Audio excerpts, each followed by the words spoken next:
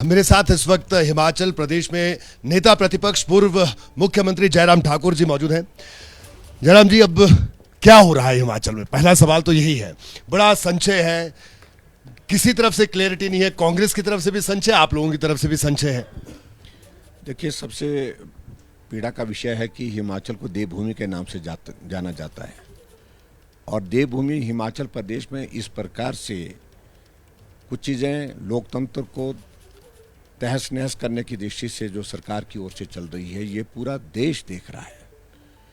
Budget सत्र चल रहा था और बजट सत्र के दौरान विपक्ष के विधायकों की बात नहीं सुनना और फाइनेंशियल बिल पर जब हमने मतदान मांगा तो हाउस एडजर्न कर दिया क्योंकि बहुमत सरकार के पास नहीं था।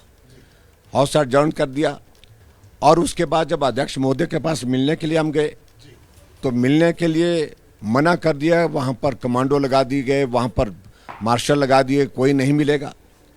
और उसके बाद अगले दिन बजट पारित होना था और बजट पारित होने वाले दिन वो सब लोग चिंता में हो गए।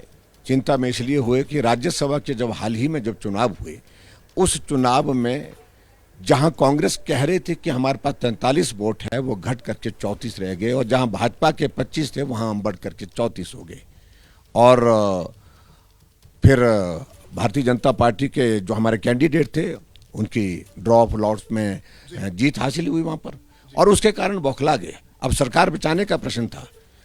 कहीं नहीं पूरे देश में हुआ होगा इस प्रकार से।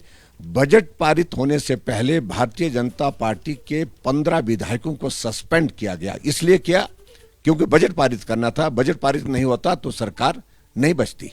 लेकिन अब आगे क्या? आपके जो साथ आए जो 6 बागी थे कांग्रेस के, उनकी तो सदस्यता रद्द होगी। अब आगे का रास्ता क्या अख्तियार करेंगे आप लोग?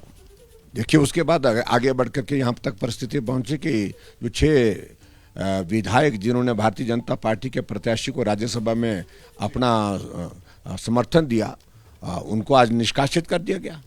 सदस्यता ही उनकी समाप्त कर दी गई और मेरा मानना है कि बहुत जल्दबाजी में निर्णय लिया गया है। और विधानसभा के अध्यक्ष महोदय विधानसभा अध्यक्ष की गरिमा को तार तार कर गए। आपके पास अब क्या रास्ता है? क्या आप न्यायालय का दरवाजा खटखटाएंगे या जनता की अदालत में जाएंगे? तो हमारे पास देखो, सीधी सी बात है। एक तो निर्णय ये गलत है, हम इसकी निंदा करते हैं। जल्दबाजी में लिया गया निर्णय है, सिर्फ सरकार बचाने के लिए निर्णय लिया गया। और दूसरी बात हम ये कहेंगे भी हम इसका थोड़ा एग्जामिन कर लेंगे क्योंकि अभी तक निर्णय की कॉपी हमारे पास जो है वो आदेश क्या किए हैं उनने, वो कॉपी हमारे पास आएगी तो उसको हम थोड़ा एग्जामिन कर लेंगे, उसको देख लेंगे और लीगल राय उसमें क्या बनती है उसके मुताबिक पार्टी का नेतृत्व जो तय करेंगे उसके मुताबिक आगे बढ़ेंगे।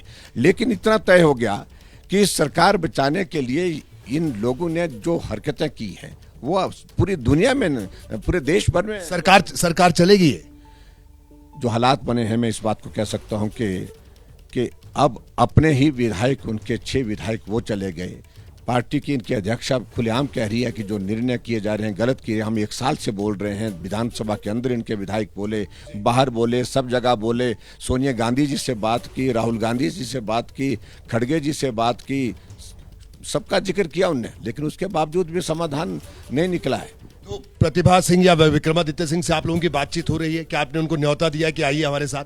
नहीं, देखिए, अभी तक हमारी बातचीत का कोई विषय नहीं, लेकिन इतना मैं जरूर कहना चाहता हूँ, उन दोनों ने, चाहे वो प्रतिभा सिंह की बात है चाहे वो विक्रमादित्य जी की बात है, हमने बहुत बार इस बात का जिक्र किया है कि हम जलील हो रहे हैं, बार बार जलील हो रहे हैं। एक बार नहीं, अनेक बार हमारे साथ इस प्रकार से हो गया।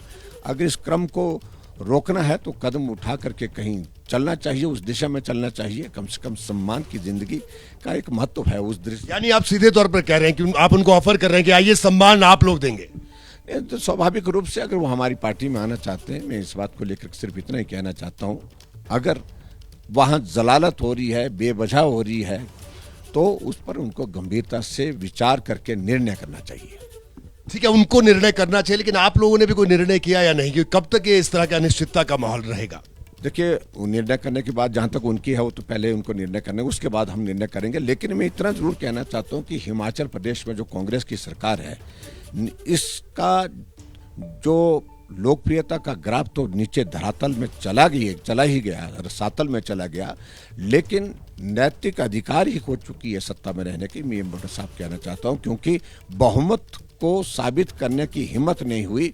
15 विधायक सस्पेंड विपक्ष के किए, तब जाकर के बजट पास हुआ, और उस वक्त उसके बाद सत्ता को कायम रखने के लिए विधायकों का निलंबन करना, सदस्यता समाप्त करना, ये मैं समझता हूँ कि बहुत। देखिए, मुख्यमंत्री ने अभी अपने आवास पे विक्रमादित्य भी उनसे मिलने पहुंच गए हैं, प्रतिभा सिंह भी उनसे मिलने पहुंच गई हैं, तमाम विधायक वहां पहुंचे हैं। इस पर क्या कहेंगे? लेकिन आप फिर भी कह रहे हैं कि सरकार गिर जाएगी, वो तो कह रहे हैं कि नहीं, हमारी सरकार स्थिर है। अभी ये दावा कर रहे हैं दोबारा। ये देखो, मैं इस बात को लेकर के, उनके दावे तो खोखले तब भी हुए जब उन्होंने कहा कि हमारे पास 43 है विधायक, वो 34 कैसे हो गए? दावे की बातें तो हमने कभी नहीं की। हम तो 25 थे, हम तो 25 से 34 हो गए, और हमारे राज्यसभा के सांसद जो चुनाव लड़ रहे थे वो जीत गए, और ये बहुत बड़ा आंकड़ा था। तो इसलिए बहुत इसमें नहीं रहना चाहिए उनको कि बहुत उत्साह में कि बहुत सारे लोग उनके साथ हैं। लोग नहीं हैं, बहुत सारे विधायक उनके साथ हैं, वो भी बहुत कम हो गए हैं, और आने वाले समय में ये घटने का क्रम और चलता रहेगा, ऐसा मेरा कहना है। यानी जो आप कह रहे हैं घटने का क्रम और चलेगा कांग्रेस में, यानी अभी भी आप लोग अपने मिशन पे ऑन है, ये कहा जाए? देखिए, मैं ये मिशन तो हमेशा राजनीति में रहता ही है। हम आज इतना ही कहना चाह रहे हैं, अगर इस सारी बात के लिए कोई दोषी है तो दोषी तो कांग्रेस पार्टी है, कांग्रेस पार्टी का नेतृत्व है। ये विधायक भी बोल रहे हैं, कांग्रेस पार्टी की अध्यक्षा भी बोल रहे हैं कि कोई नहीं सुनता। यहाँ पर हम सुना करके थक गए, और आखिरकार ऐसे हालात पैदा हो गए जब रास्ता ही तय कर दिया। कुछ लोगों ने रास्ता तय कर दिया और कुछ लोगों ने तय करना है।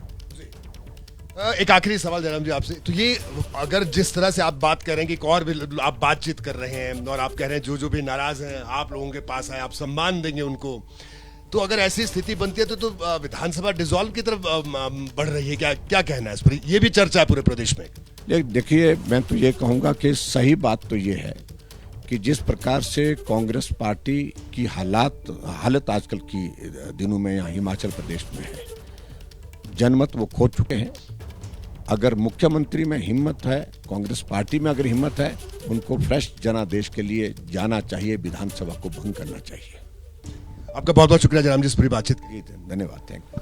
तो जयराम ठाकुर हमारे साथ मौजूद थे, जिन्होंने साफ तौर पर कहा, एक तो उन्होंने प्रतिभा सिंह, विक्रमादित्य सिंह को कहा कि अगर सम्मान चाहिए तो भारतीय जनता पार्टी में आए, और दूसरी तरफ पूरी बातचीत के दौरान ये बिल्कुल इसका लब्बो-लुआब यही है कि भारतीय जनता पार्टी अभी हिमाचल प्रदेश में चुप नहीं बैठने वाली है। एक तरह से कांग्रेस सरकार को उन्होंने चेतावनी भी दी है, और बार बार वो ये कह रहे हैं कि सरकार बहुमत खो चुकी है और उसे जनादेश लेना चाहिए।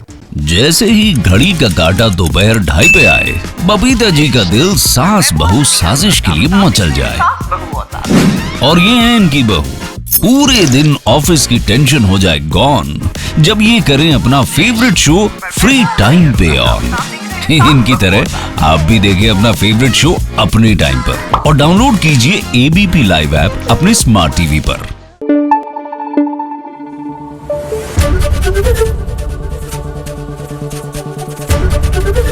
एबीपी न्यूज आपको रखे आगे।